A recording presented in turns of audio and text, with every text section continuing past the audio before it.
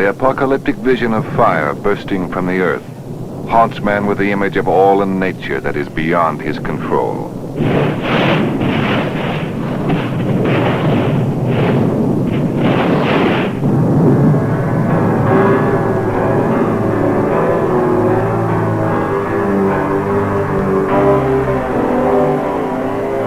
In the face of destruction, man turns to his God. His faith and the will to believe are all he has against the fear and despair that have always been part of his precarious place on the planet.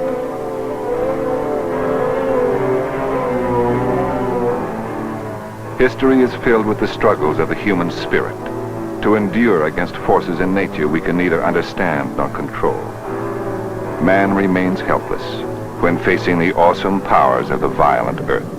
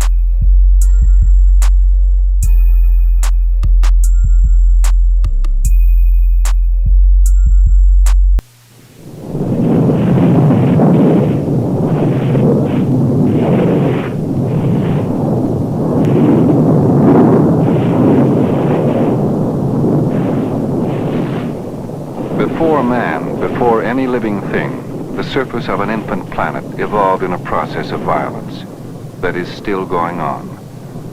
The volcano gives man a fiery image of a time in the Earth's development, some 4 billion years ago.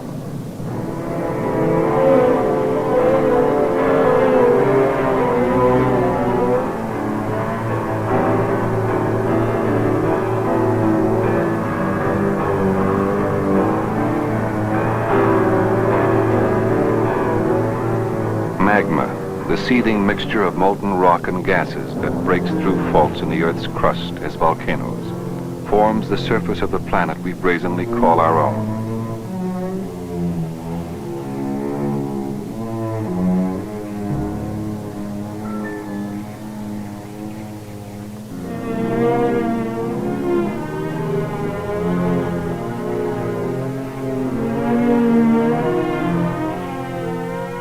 The cooling volcanic landscape, a world of gray desolation, provides a wondrous paradox. It is the ravaged corpse on which life appears. With life comes man.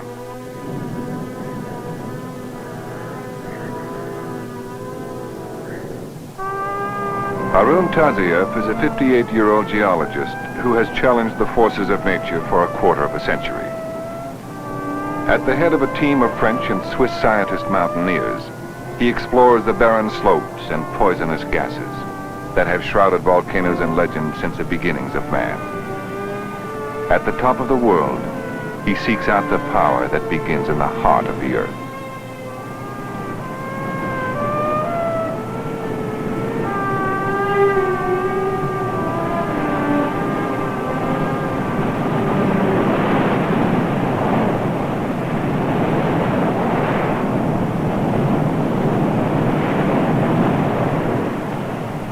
Harun Taziev's laboratory is the crater lip of an active volcano.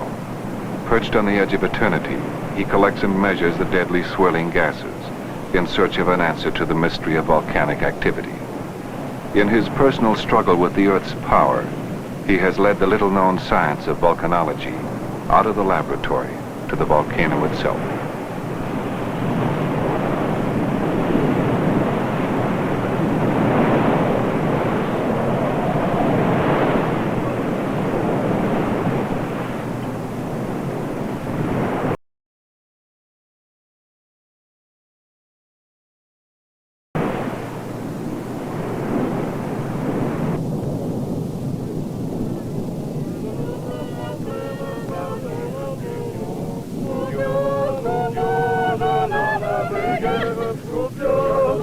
Throughout Europe, they are known as Taziev's gang. The unorthodox scientific team includes volcanologists, chemists, nuclear physicists, and alpine mountain climbers. They share a kind of athlete's devotion to a winning coach, a total commitment to science and nature, and an unabashed love of adventure.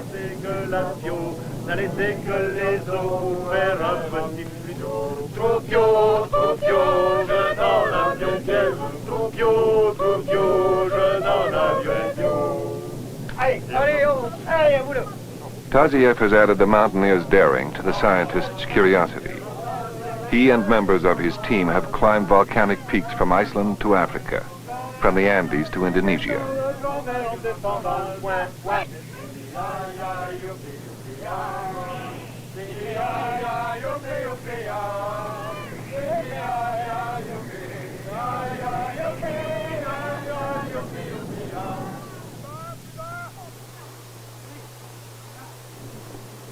From the crater of an active volcano to a rugby field in Paris is not really much of a jump for Taziev and his personal brand of science and sport.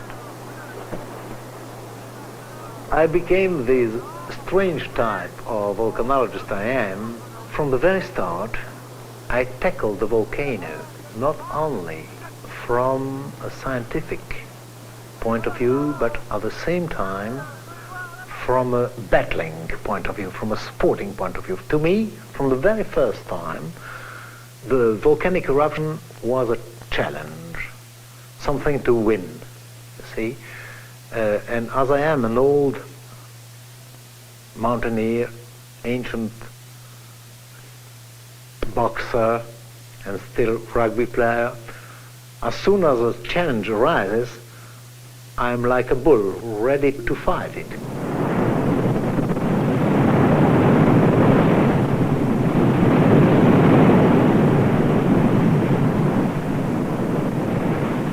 Mount Etna, Sicily, April 5th, 1971.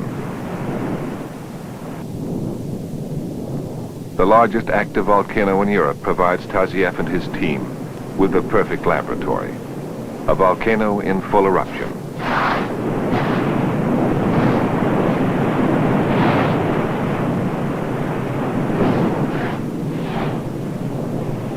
On the trembling mountain already scarred with craters of hundreds of past eruptions, new fissures burst open.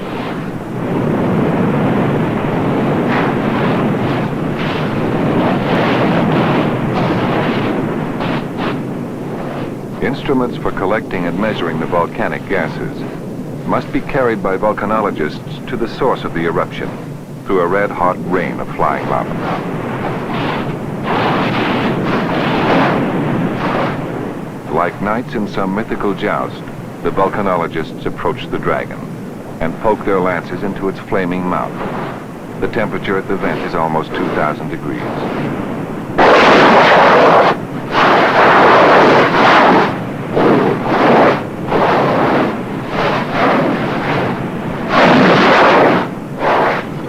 If they are struck by a chunk of burning lava, it could tear through the helmet and the man inside.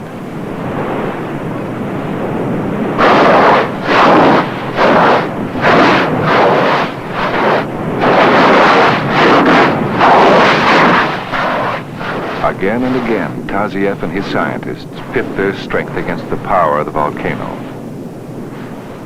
The jets of gas burst out of the vent at a velocity of 500 feet per second.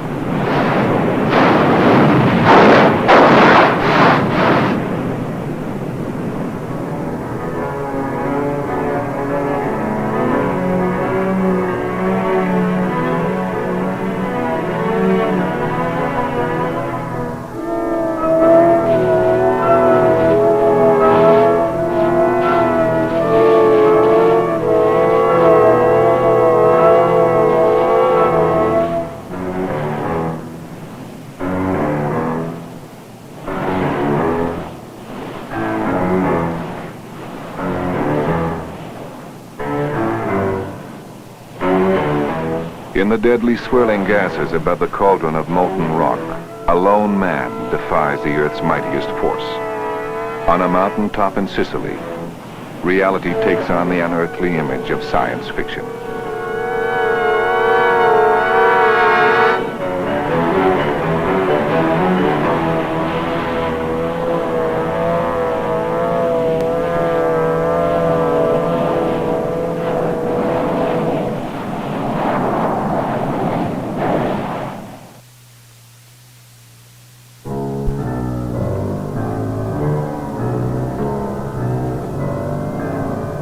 For 69 days, Mount Etna roars out her fury, annihilating everything that stands before it. The relentless lava pours down the slopes, as it has since Etna's first recorded eruption, more than 2,000 years ago. The tiny wine-growing village of Phmetros lies helpless in its path.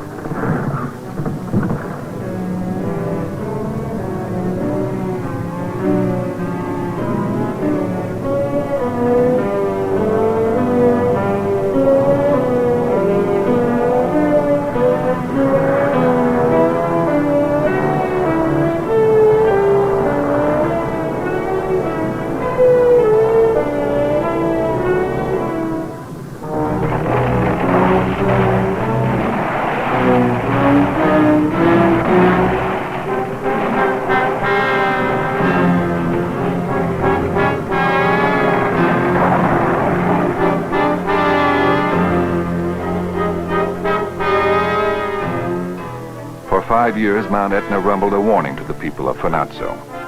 They would not leave their village. They remain in the vineyards even now. It is their land. The constant threat of eruption is the price they pay for the most fertile soil in Sicily, Etna's volcanic slopes.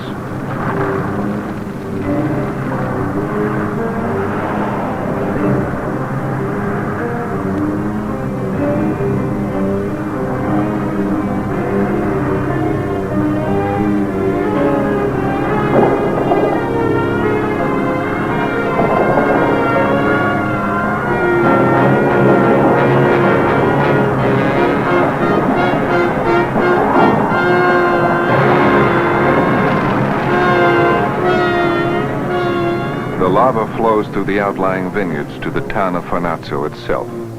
The people grudgingly accept their fate.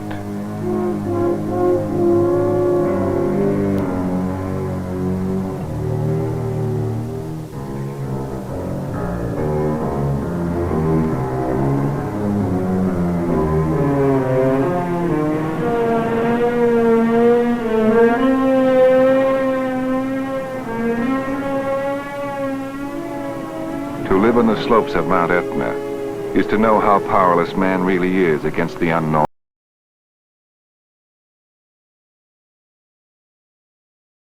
forces locked deep in the earth that will someday, any day, rise up to destroy him. Yet there are those who remain. They will stay on their land until the last possible moment. Theirs is the human spirit that stands against the forces of destruction and clings to life.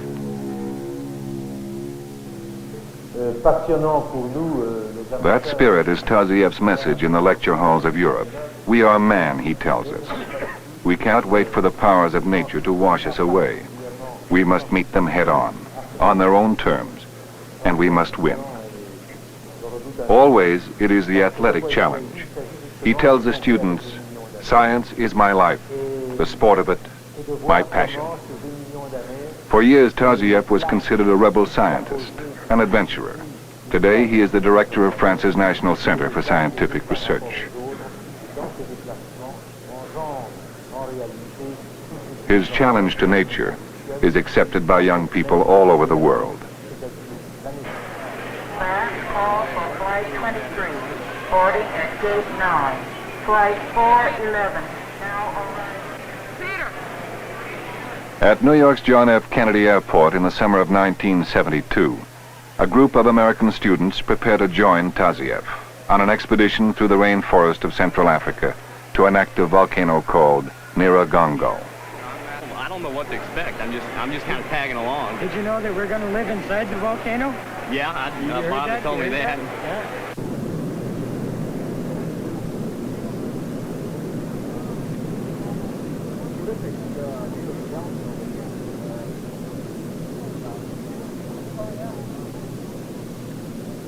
The students are scholarship winners from all over the United States, chosen by the Explorers Club and the U.S. Office of Education. With them is a group of interested amateurs whose dream is field research. They were selected not only for their interest in the earth sciences, but also for their athletic ability and personality. Taziev's Nyiragongo expedition will test them beyond the limits of scientific inquiry. Only one small part of Africa.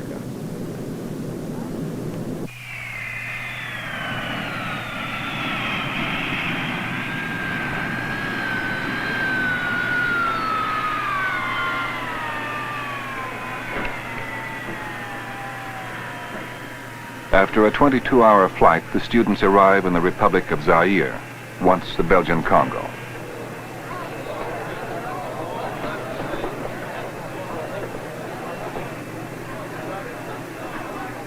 They are met by Robert Citron, head of Educational Expeditions International, a Massachusetts-based organization that sponsors scientific field expeditions for students and amateurs.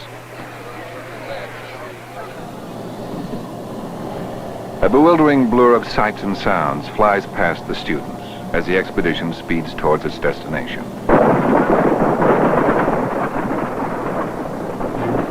They have only a few days for sightseeing on their way across Zaire's wide savannas before they will meet Taziev and the rest of the expedition.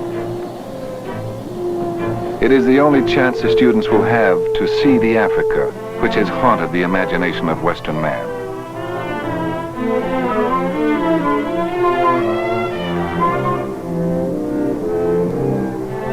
For a few days they are tourists in the exotic panorama where tribal life and wild animals exist together in a landscape of dreamlike contradictions.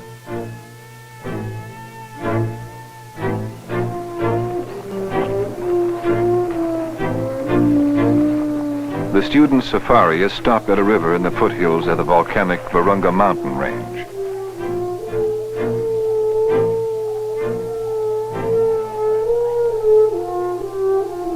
From here, the Americans are able to see for the first time the reason they have come 6,000 miles from home. Ahead of them, rising out of the jungle mists, is Nyiragongo.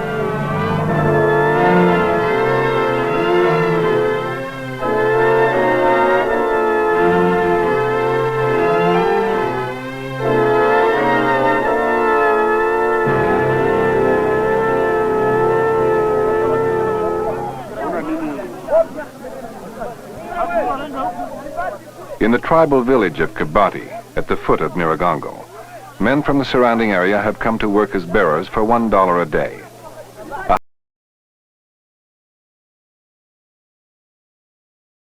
150 are chosen.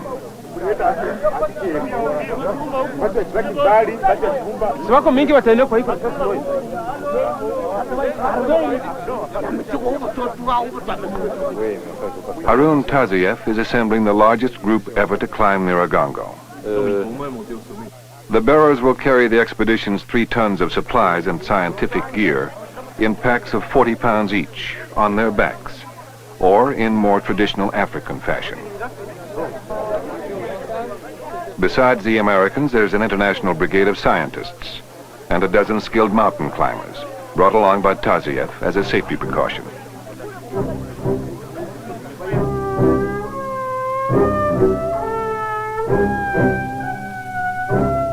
For the 58-year-old Taziev, the expedition may be the last round in the continuing battle he's fought with the mountain since 1947. He was on Nyiragongo then as a geologist, and the experience thrust his career and his life in a new direction.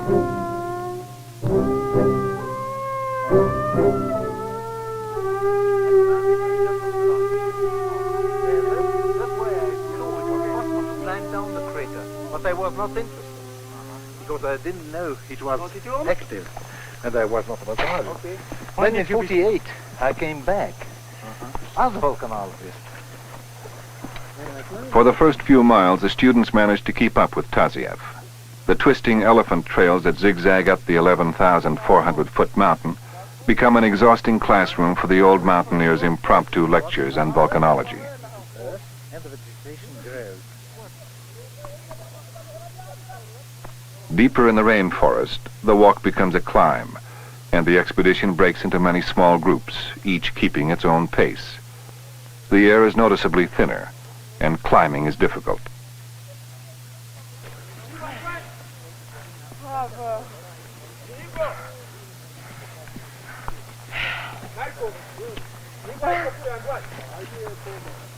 How was it? Marvelous. Except we're famished. Here you go.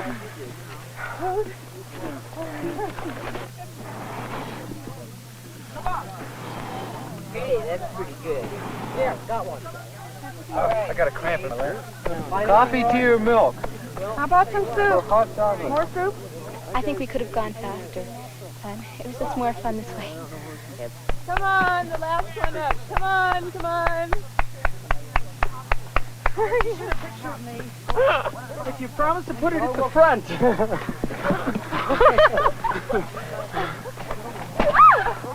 The first day ends 2/3 the way up the mountain, 9,000 feet above sea level. From here, they can see the bleak, wind-swept summit of Nyiragongo.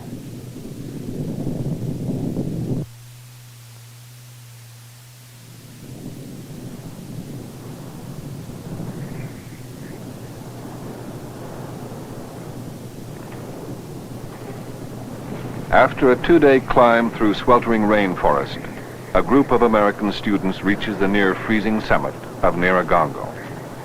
They have come 6,000 miles for the experience.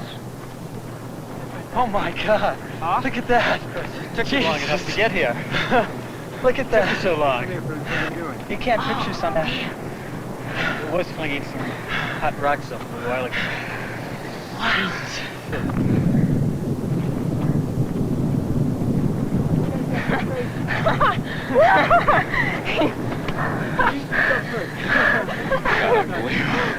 You believe that? Whoa! You see that rock there, that big rock? Yeah, the one that's kind of... That's what we're going to be standing on. We're going to be standing on that big rock? That's where that other guy was photographed from, right? See the lot of Look at it. Look at it. Look It's at coming it. through the smoke. Right there. Look at it breaking up. Right, you see it right there? Wow. Yes.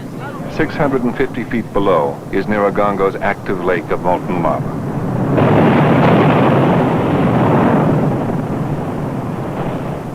Sudden eruptions causing the lake to rise and fall spasmodically will make any attempt to reach it extremely dangerous, if not impossible. And it overflow it, you'll see it when you'll be down. And then it receded, and a small collapse of the whole former pit, in the whole former pit. The lava fountain. Yes, you can say so. I don't believe it. It looks like it's rising, doesn't it?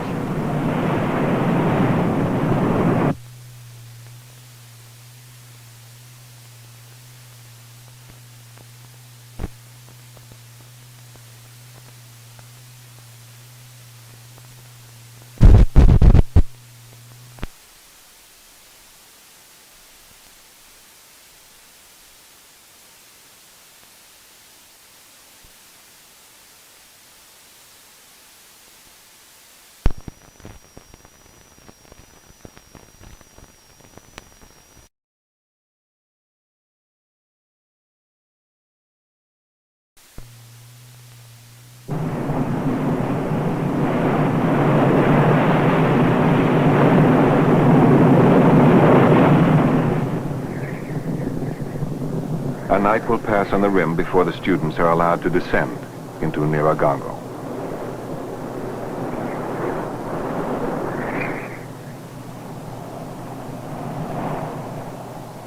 The mountaineers have already roped off a trail into the volcano and set up a scientific advance camp below.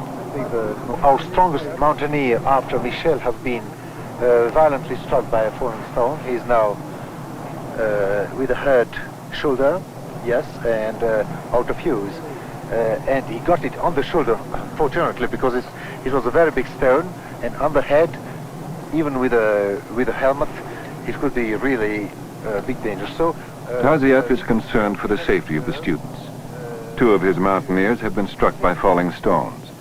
A few weeks earlier, an experienced African climber fell to his death. Best mountaineers in the world. For their descent, the students will be roped to mountaineers. all Alpine veterans. Even if you fall, no problem. You are safe. The main thing is to stand as erect as possible and as far as possible from the wall, and relax.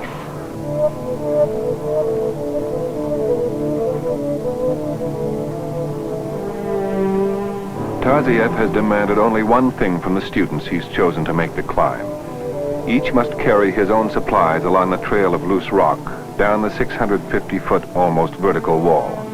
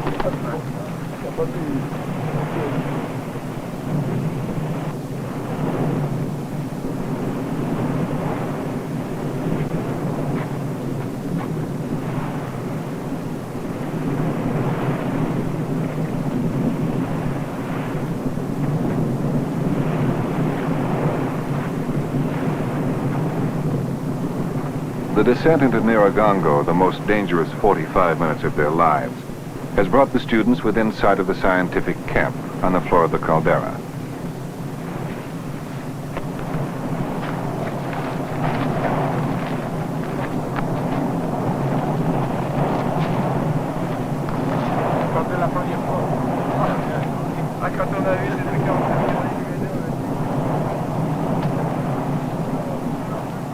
The students have entered Taziev's world. They are inside an active volcano. Nothing is as it seemed from above. For the first time, they realize the true size of the caldera. It has been a half-mile walk across the volcano's floor to reach the camp.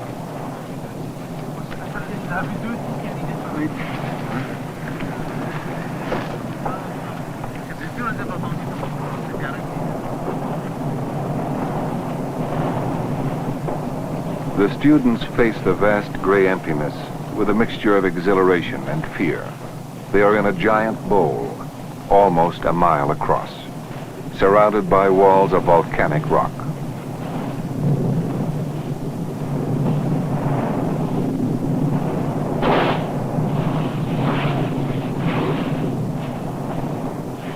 For the students on the edge of the fire pit, Nyiragongo's lava lake is sheer savagery and beauty. To the scientists, it's a perfect research laboratory, a constantly erupting volcano. Sampling and measuring the gases for composition, temperature, and pressure is the volcanologist's primary objective. Two of the students have convinced Taziev to let them help with the gas collecting experiment.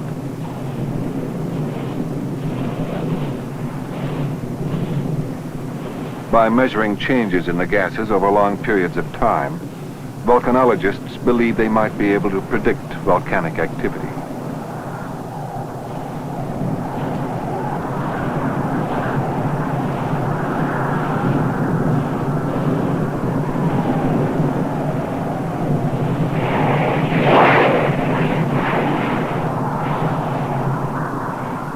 So far, the scientists have considered the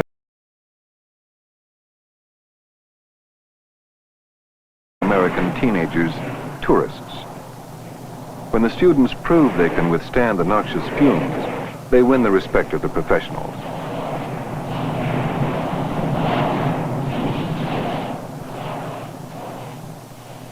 Volcanologists who intend to investigate the eruptive phenomenon itself should be tough.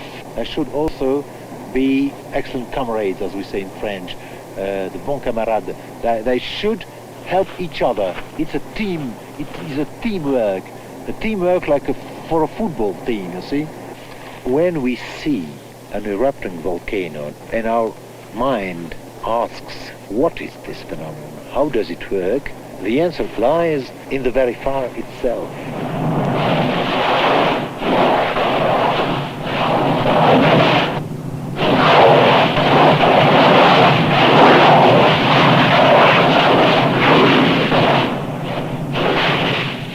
This is absolutely unique. You see the lace shows the shape of the huge exploding gas bubble.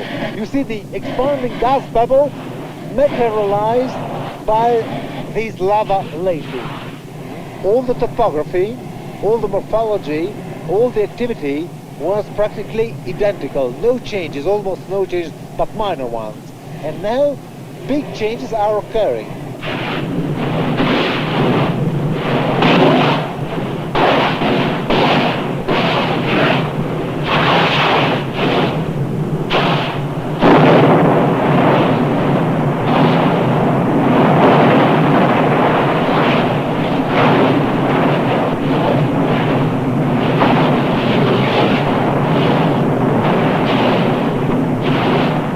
The activity of the lava lake has increased tremendously since Taziev's arrival. Many times each day, without warning, the molten lava rises hundreds of feet and fills the fire pit.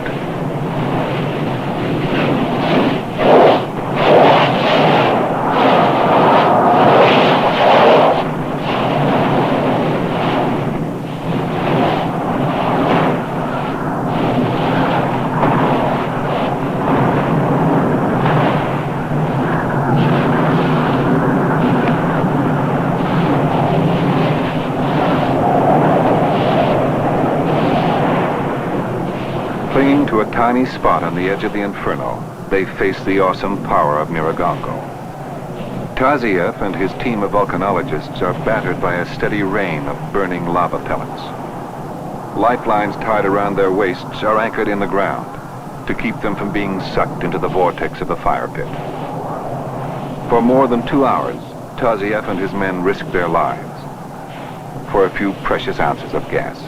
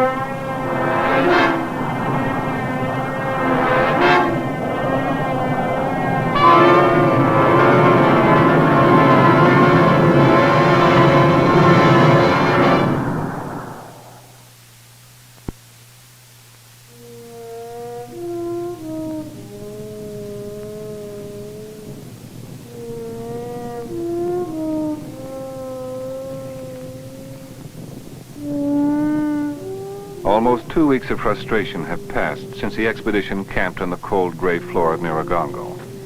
Many of the scientists have left in disappointment.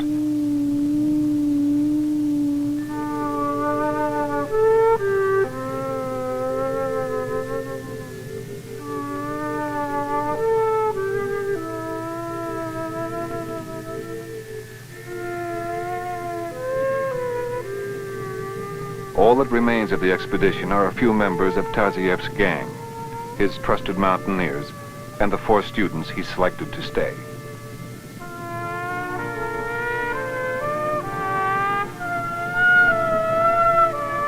In 1948, Taziev was the first man ever to descend into Nyiragongo, a climb experts considered impossible. Only once in 1959 was he able to reach the lava lake itself. He is determined to try again.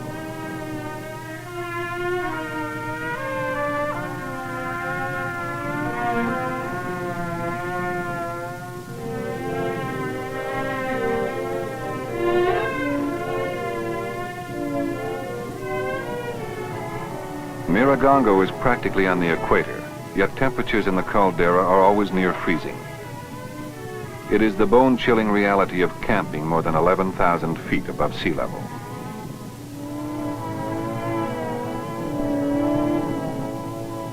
All actual experience is the best thing one can give to young people. I've now not only seen a rather crazy volcano and crazy volcanologists, but I've seen also, and this is most important, I think, much more important for them, psychological and human problems of existing together on the same place. See? We are rather abnormal volcanologists because we choose more or less deliberately the difficult path instead of the easy path. When we planned this expedition, the lava lake was much higher, the level was much higher, and was of a difficult access, but was accessible. Now the lava lake would be accessible if these sudden overflows did not occur.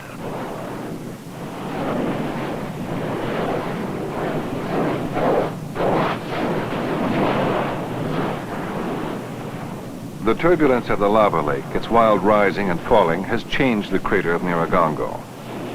Canvas grid, right? Well, the scale is 1:2,000. Taziev's only map is from the 1959 expedition. He wants accurate measurements of the present crater, and the students volunteer for the task. Right. Then you could go to the X dike. You know the X dike? Yeah. It's more like X dike. Okay, Peter, come on up. Yeah. Making do with the only equipment available, the students improvise with a camera rangefinder and a mountaineer's rope to measure the crater.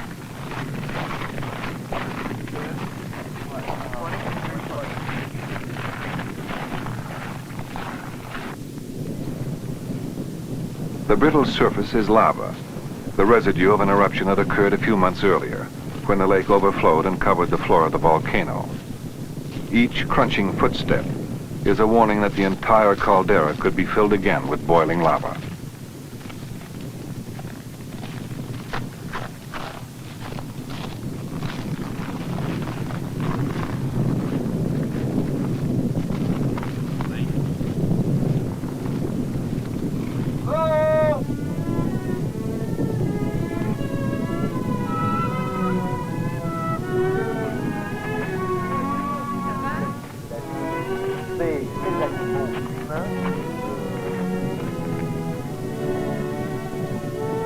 Taziev's wife, France, has made the long hike to the summit and the treacherous climb into the volcano to be with her husband.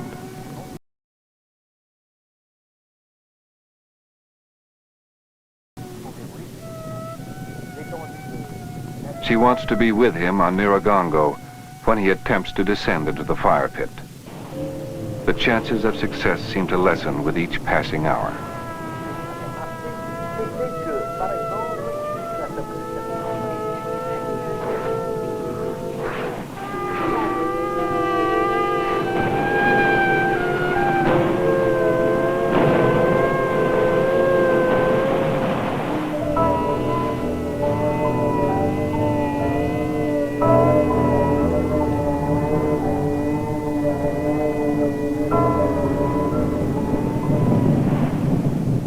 low rumbling which is always heard in the caldera becomes a roar.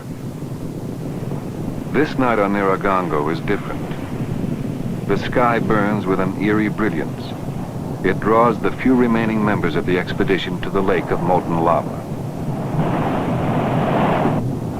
Naragongo will show man just how small he really is.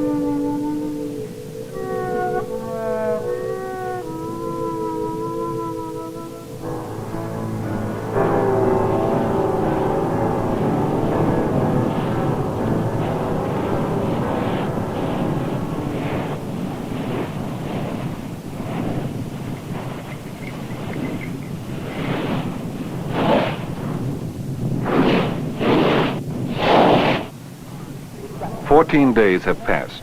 The mountaineers have tried twice without success to descend into the fire pit. They were stopped by fumes from 2 new vents which have burst open.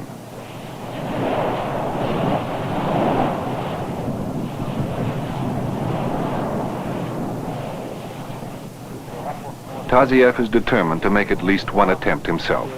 Against the advice of his own mountaineers and the other scientists, Tazieff will risk the descent into the fire pit. He will attempt to reach the lava lake.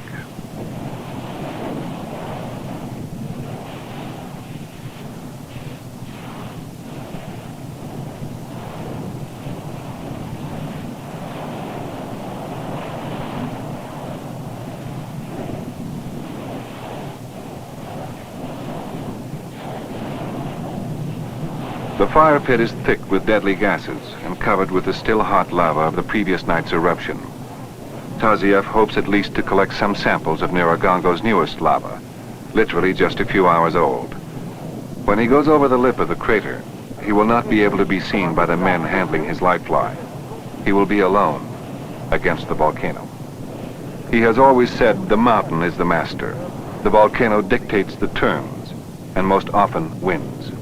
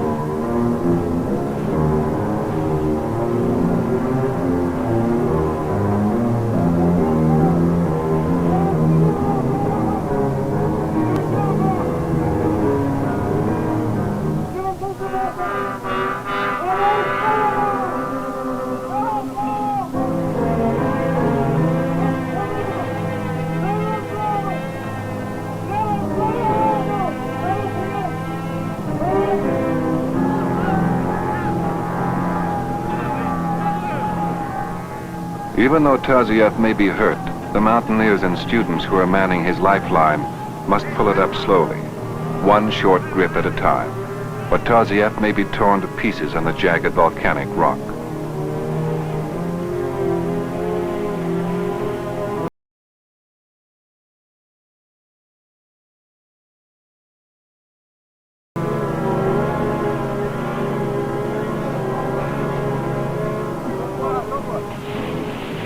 For a minute, he is lost entirely in a cloud of steaming gas, bursting from one of the new vents.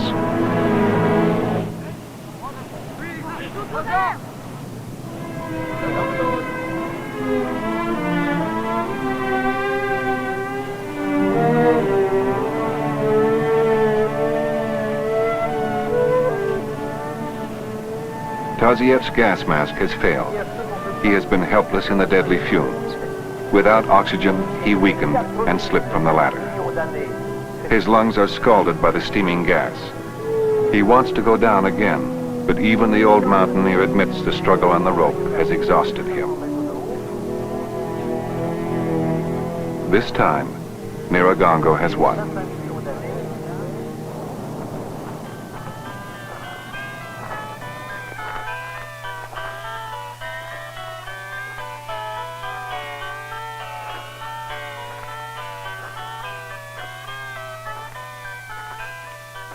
I feel Bach or Mozart or Haydn or Vivaldi do far better on a high mountain, in a big cave, or in an active volcano than in a concert hall, because beautiful music is something as splendid as nature itself.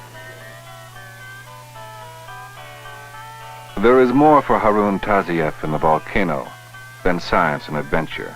There is the music of the human spirit that cries out to be heard, above the chaos of nature's indifferent roar. There is the dream in man's soul not to conquer nature, but to live with her in harmony. It has been so since man first realized how lonely and insignificant is his place on this violent earth.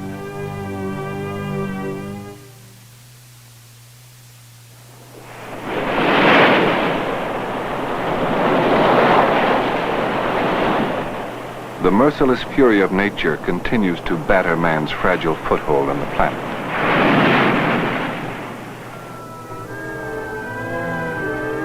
In the tragic aftermath of tidal wave and flood, volcanic eruption and earthquake, man has little left but his own will to survive.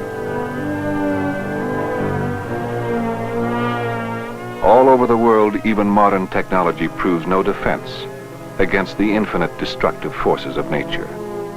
The power that demolishes the monuments to man's progress takes its greatest toll on human life. The frail figure of man, struggling for life against natural disaster, shows the helplessness of all nations when faced with the awesome powers of the earth. Yet man endures on the planet. It seems the same unconquerable power of nature is in the nature of man. I think that man's nature is to fight. In the beginning it was to fight against nature just to survive.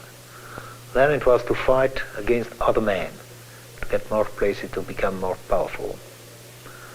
When man is what is now called civilized, he tries to fight against ignorance, tries to understand. All science, all scientific purpose is to try to diminish the huge amount of ignorance in which we live, to try to understand the world, the outside world, the inside world, and all this is extraordinarily thrilling. And doing things, on the other hand, doing things against what seems to be unvanquishable is also extremely exciting. Both of these very human tendencies are at the base of our try to understand volcanoes.